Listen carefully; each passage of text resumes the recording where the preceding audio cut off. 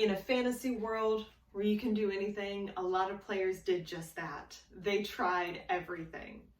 My name is Jenna Brown. I'm a classic Zelda fan and a casual gamer, and I'm here to tell you why Breath of the Wild was such a monument in gaming.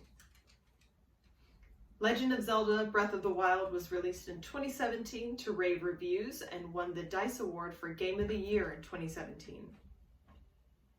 The Legend of Zelda franchise started in 1986 and now has 19 standalone titles and 23 games, including all of the remakes. With so many games under the title, a lot of these fell into the Zelda formula. The Zelda formula includes having a guidance character that will aid the player along their journey, but also a dungeon order that the player had to follow to progress. This would typically meant going to the Forest Temple, the Fire Temple, and then the Water Temple. One of the greatest things about Breath of the Wild is that it did away with this completely. Breath of the Wild had no companion character guiding Link along his journey, but it also had no order that the player had to go along. This meant that the player was guided by their own urgency and sense of exploration. They had the freedom to go and do whatever they wanted to. Without the dungeons, you might think that the game would be empty, but it wasn't. In place of those, it had the divine beasts and several overworld puzzles that fit into the landscape seamlessly. The way that Breath of the Wild drove exploration was through its weapon system. During combat, your weapon would break. I found this annoying at first, but once I figured out that it was to help me explore the land for more powerful, more durable weapons, I grew to appreciate it. The next thing was the voice acting. Classic Zelda fans know that the Zelda titles famously had zero voice acting and the hero Link would never speak. While they kept true to Link never speaking, they did add voice acting for the other characters. This gave them life that a new fan would appreciate. Next was the control system.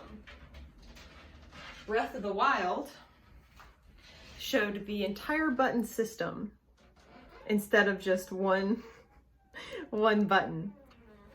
So if you had never held a game controller before, or you were used to playing on a different controller from a different console, you wouldn't have to look away to know what button to press.